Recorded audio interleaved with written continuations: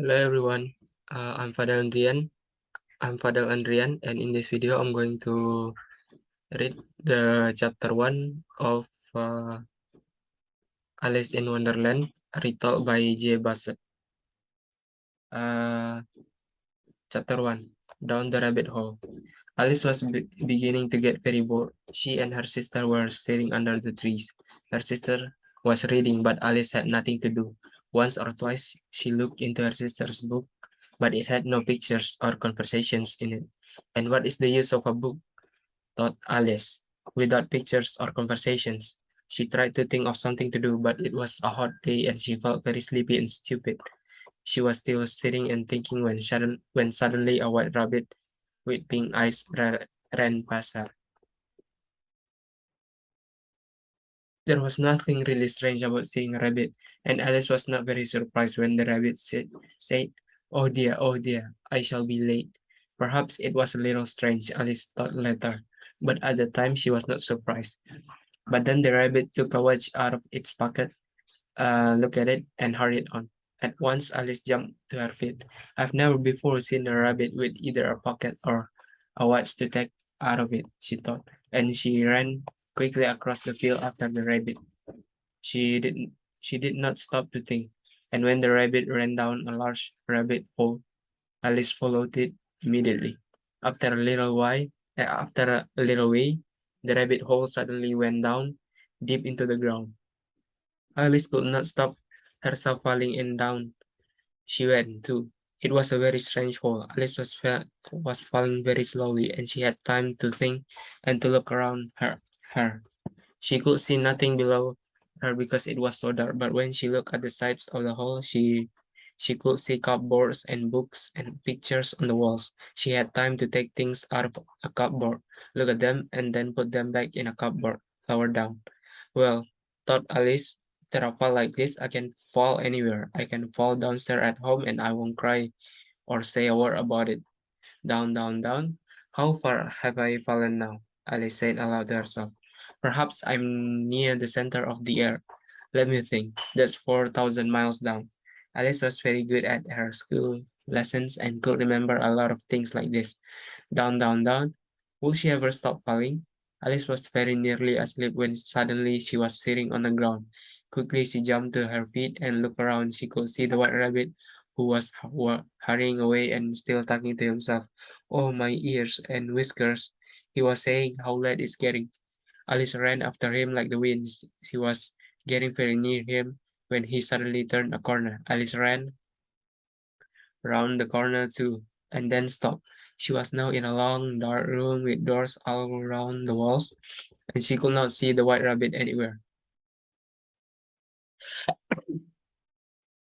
She tried to open the doors, but they were all locked. "How will I ever get out again?" she thought sadly. Then she saw a little glass table with three legs, and on the top of it was a very small gold key. Alice quickly took the key and tried it in all doors. But oh dear, either the locks were too big or the key was too small. But she could but she could not open any of the doors. Then she saw another door, a door that was only 40 centimeters high. The little gold key unlocked this door easily, but of course Alice could not get through it. She was too big, so she lay on the floor and looked through the open door into a beautiful garden with green trees and bright flowers. Poor Alice was very unhappy. "What a wonderful garden," she said to herself. "I'd like to be out there, not in this dark room. Why can't I get smaller?" It was already a very strange day, and Alice was beginning to think that anything was possible. After a while, she locked the door again, got up, and went back to the glass table. She put the key down and then saw a little bottle on the table. "I'm sure it wasn't here before," said Alice. Round the neck of the bottle was a piece of paper with the words "Drink me" in large letters. But Alice was a careful girl. "It can be dangerous to drink out of strange bottles," she said. "What will it do to me?" She drank a little bit very slowly. The taste was very nice, like chocolate and oranges and hot sweet coffee, and very soon Alice finished the bottle. "What a strange feeling," said Alice. "I think I'm getting smaller and smaller every second." And she was. A few minutes later, she was only 25 centimeters high. And now, she said happily, I can get through the little door into that beautiful garden. She ran at once to the door. When she got there, she remembered that the little gold key was back on the glass table. She ran back to the table for it, but of course, she was now much too small. There was the key high above her on top of the table. She tried very hard to climb up the table leg, but she could not do it. At last, tired and unhappy, Alice sat down on the floor and cried. But after a while, she spoke to herself angrily. Come now, she said. Stop crying at once. What's the use of crying? She was a strange child and often thought to herself like this. Soon, she saw a little glass box near her on the floor. She opened it and found a very small cake with the words "Eat me" on it. Nothing could surprise Alice now. Well, I'll eat it, she said. If I get taller, I can take the key off the table, and if I get smaller, I can get under the door. One way or another, I'll get into the garden, so it doesn't matter what happens. She ate a bit of the cake and then put her hand on top of her head. Which way? Which way? She asked herself, a little afraid. Nothing happened. This was not really surprising. People don't usually get taller or shorter when they eat cake, but a lot of strange things were happening to Alice today. It will be very, very boring, she said, if nothing happens.